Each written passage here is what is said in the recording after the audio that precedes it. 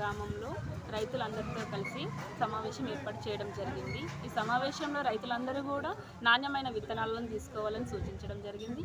వాళ్ళు తీసుకునే ముందు కూడా క్వాలిటీ ఉన్న విత్తనాలను తీసుకుంటున్నారా లేదా 1-2 సార్లు పరిశీలించి తీసుకోవాల్సిందిగా మేము చెప్పడం జరుగుతుంది.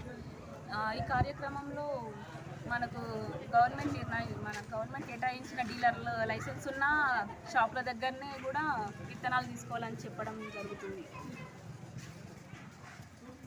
అదేవిధంగా మనకు ప్యాకెట్ అనేది లూజ్ ప్యాకెట్ కాకుండా మనకు సీల్ ఉన్న ప్యాకెట్, లేబుల్ ఉన్న ప్యాకెట్లు మాత్రమే తీసుకోవాలి.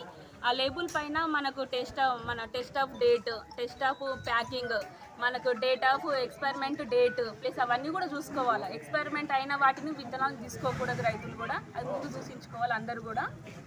ప్లస్ మనకు తీసుకున్న తర్వాత పంట వేసినప్పటి నుండి పంట అయిపోయే వరకు కూడా ఆ లేబుల్ రసీదు కూడా ఉంచుకోవాలి పంట అయిపోయేసరి వరకు కూడా. ఇవన్నంటే జర్మినేషన్ రాకపోతే మనము డీలర్లను కూడా అడగడానికి అవకాశం ఉంటుంది కాబట్టి రైతులకు కూడా ముందు సూచించడం జరుగుతుంది.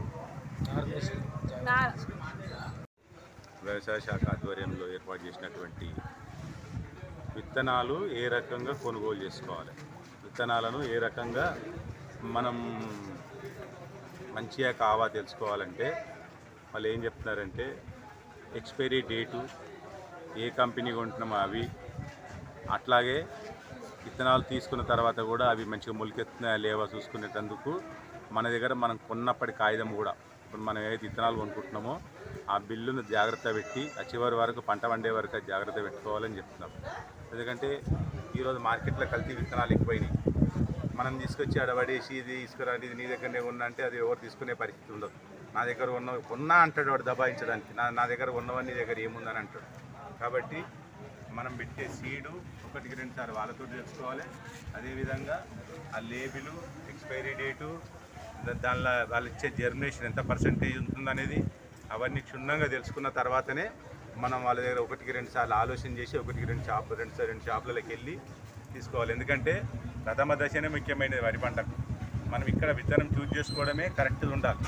మొక్క మంచిదైతేనే నీకు పంట బాగా పండుతుంది. కాబట్టి నాణ్యమైన విత్తనాల కోసము 4 షాపులు తిరిగినా బాధ లేదు. స్టాండర్డ్ కంపెనీలను, అవసరమైతే స్కానర్ ఉన్న వాటిని కూడా, షాపుల phone number, company phone number, ఇవన్నీ జాగ్రత్త తీసుకుంటే మనం జాగ్రత్త పడితే వాళ్ళు కూడా కల్తీ చేయడానికి వెనక ముందు అవుతారు. ఇవన్నీ తీసుకున్న రేపు పొద్దున మనం కూడా జవాబుదారితనంగా ఉండాలని వాళ్ళు కూడా భయపడతారు. కాబట్టి రైతులు ముఖ్యంగా పంట వేసినామా లేదా అనే దానికంటే మనం ఎటువంటి కొనుక్కున్నామనే కాడి నుంచే మనం స్టార్ట్ చేస్తే నష్టపోకుండా ఉంటామనేది వాళ్ళ ఉద్దేశము. వాళ్ళు కూడా అదే చెప్పారు. మనం కూడా అదే విధంగా జాగ్రత్తలు తీసుకోవాలని